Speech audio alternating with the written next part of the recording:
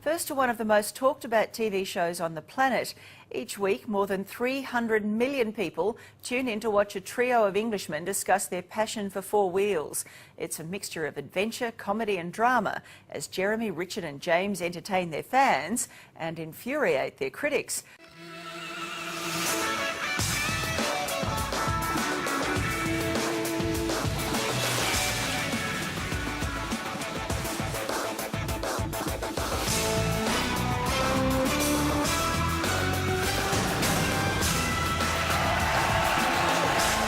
And you're always banging on about how you need to have national characteristics in a car for it to really work. So this has to look Swedish, which to me sounds like gobbledygook, because what is Swedish?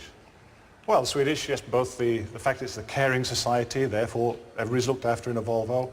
They're very practical people, therefore we have the estate car. But I think it's more than that. You can actually put the visual character of a country into a car. Let me show you. You're going to do a Rolf Harris moment now. Draw now. So go see whether you can still do this. Yeah. Think back to the 40s, and like a typical car in Britain was, from the front, very, very curvaceous, very round, lots of full, voluptuous shapes. Typical of a car anywhere in that era. Yeah. But in Sweden, they were different. Sort of very simple verticals, horizontal, with a radius in between, and then the same shapes on the grille. This is the Volvo 544. You don't recognise it, but... No, I don't. Can you see what it is, yeah? Oh, no, it is. It's a Volvo 544. Totally different form language. Yeah. And if you actually look at other products of the time, take, for example, furniture. Imagine an armchair, the good old British 1940s, 1950s armchair, the same sort of form language as the car, but over in Sweden, different. Very simple, same flat shapes and curves. That's the way wood bends, so that's how they built their chairs. I'm spellbound by this. So like this, we've got one here. Here's one here. You see the simple flat wood, big radius, straight down. Swedish chair. Same form language again. And that is how we designed the shoulders on the Volvo. Where many cars would grow outwards and downwards to a point here, the Volvo comes straight out and there's that big radius, just like the chair. Like the chair? I thought that was to make it look solid. I thought that you had this bit sticking out, so it actually looked like it was a big lump of sort of... Well, it does. It's a visual representation of the side impact protection system. Because the thing is, though, that the national characteristics, you can, I suppose, still see it a bit in Jaguars, looking very British and so on. Absolutely. But then the Japanese, they've never really had any. They do now. I think they do. In fact, the Japanese car is full of detail because Japanese people can single out a detail and appreciate it. Like a row of Japanese houses, they're all different. One house is one size and one colour, next house is totally different, third house something else. We see it as a visual mess, we Westerners. But the Japanese can actually look at each house individually. Really? Yeah, and a page of a Japanese magazine is visual mayhem to us, but to them it's quite simple. You look at one detail at a time. And they're quite reserved, the Finns. I mean, you famously, when you were a Formula One driver, they'd ask you a really complicated question and you'd just say, yes? Yes. That's right, yes. Is it? And the reason I'm asking is because I wondered if I might be, in some way, a bit Finnish myself. I don't like noisy people. So does that make me Finnish, do you think? Yes. At home, I quite like to have the spanners in my toolbox in order of size, so that I can always find the right one. Is that quite Finnish? Yes, it is, very much. Personally, that's what I do. If you're talking about the toolbox, everything has to be very organized. I quite like to have the air vents on my car all pointing the same way. Exactly. Is that Finnish? No. Right, the Italians. What have they ever done for us? The Italians have only really given the world two things. The first was the Roman Empire, with its mosaics, plumbing, togas and aqueducts. And their other great gift to civilization was the cheap, small car.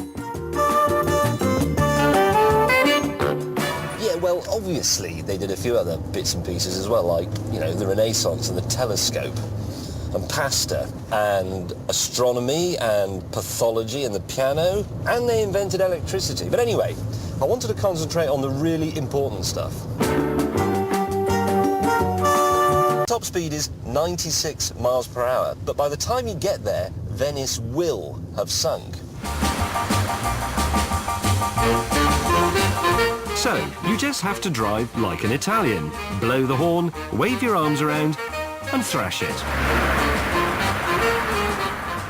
I quite like this 1.2 engine. It's sort of feisty and eager.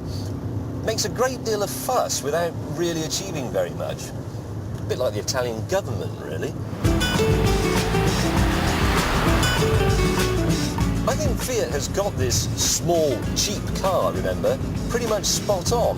I mean, it's got the right size, it's definitely the right price, it's got the right amount of space, it's got the right amount of kit. But for an Italian car, there's still something that bothers me.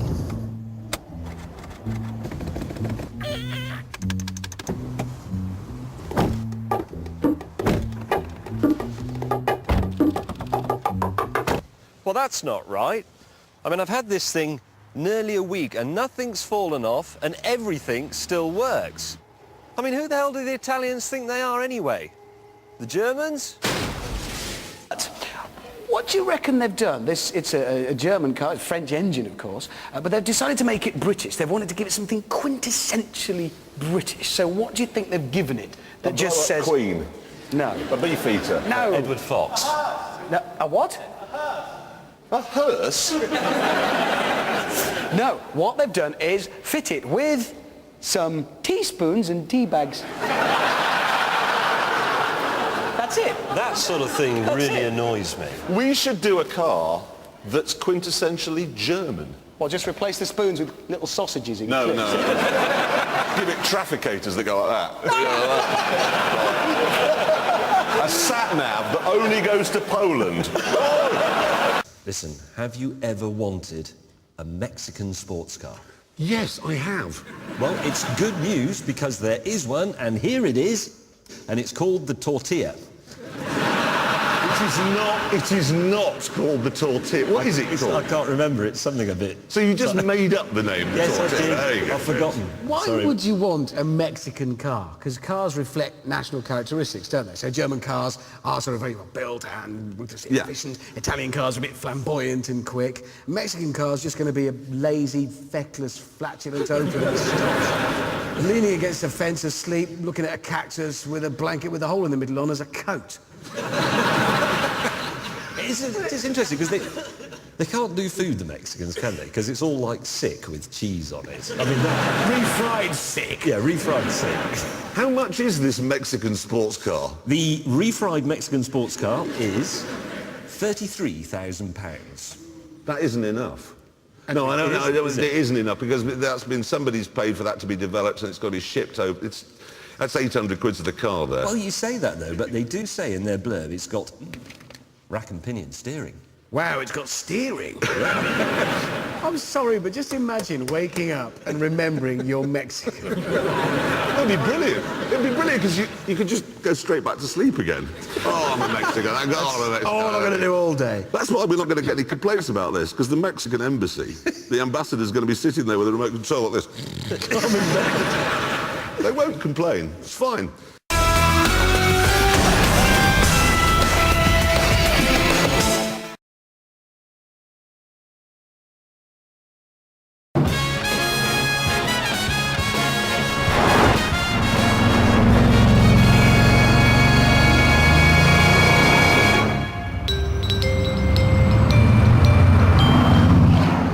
France is a country you have to drive through to get to Italy. That's all it's for. All right? He's not going to like it. Look, the fact of the matter is, they've got better cheese, they've got better wine, they've got better... They haven't got better cheese. They are a bunch of treacherous, lamb-burning, Yorkshire peasants.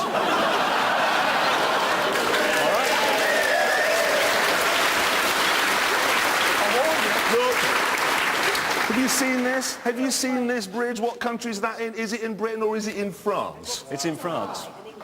It was designed by an Englishman, but we're so tight-fisted we wouldn't build it here and they would. No. They're better than us. No, they're rude. Look, they're better than us. I promised the policeman I'd say that. They're rude. Otherwise he would have taken my licence away and put me in the Bastille. Now, back onto cars, quickly. Okay, yes, let's get back towards cars. We've always thought that there's absolutely no reason for anyone to buy a Peugeot, is there, really? Why? Anyone think of a reason for buying a Peugeot? What? So you could crash it? Yeah, No. there's no reason. Well, Peugeot have obviously given this some thought, and they've come up with the reason. They've brought out this car. It's called the Partner TP. Yeah. No, wait, no. You see, you're judging before you know why Peugeot think you're going to want it. What they've done is fit it with like a roof box over the top there. What, on the inside? On the inside of the car, it's got a long, thin box, which they say is perfect for the person who wants to store, like, a surfboard. Is there anybody here who is a surfer? Okay. Are you a surfer somewhere else? So you're not. So when you said not in England, what you meant, well, not ever. So unfortunately, 0% of the British people want to buy that car. What they're looking for is somebody who wants a car with a loft you could keep a surfboard in. Yes. So it's fairly special. Who's completely blind and doesn't notice the car is as ugly as a battered hamster. That's the buyer they're after. Can I talk briefly about these four-seater cabriolets? So, you know, fairly ordinary four-seater cars have been turned into cabriolets. They've never really worked with those metal folding roofs. And the reason is, well, if you look at them, they're a bit ungainly. Things like the Peugeot one, the Renault Megane one. They're French. No, the reason is they had to try and minimise the amount of roof that you had to fold away. To do that, they extended the windscreen back halfway along the car, so they look ungainly. No, it's because they're French, and the French always like to be first. They didn't know how to do the roof thing. It's like the French did that first face transplant. You know? Yes. Oh, we don't know what we're doing. We have the bottom of a baboon. We'll put it on. There we are. It's a face, and we are first. It's the Citroën Hypnos. It's an experimental car, and the interesting thing is it's fitted with a camera inside on the roof, which looks at your face, it reads your emotions, they say, and then it adjusts the cabin lighting and fragrance accordingly. So it changes the smell according to your mood or what it... And the light. Yes, and the lighting. What does angry smell like? Do you do that? What does scared smell like? I know what it smells like. How do you represent regret with cabin lighting in a car? They haven't actually A worked wistful out. sense of loneliness. This car smells funny. I know I was displeased with my postman this morning. The French have gone mad, haven't they? Yeah, they haven't actually worked out the details, but that's what they say it will do. Now, have a look at this. This is an electronic device. It's called the Quick Start. It costs £9.99. You stick it in your cigarette lighter when you're driving in France, and when you turn the car on in the morning, its little electronic voice reminds you to drive on the right. That might be useful if you're a bit thick. Sounds like a good idea. Actually, it's a complete waste of £9.99. When you get up in the morning, all your luggage has been stolen from the boot and your car's just a burnt-out shell, you'll know you're in France anyway, so why do you do that? It's true, you don't need it. It's a fair point. That is a fair point.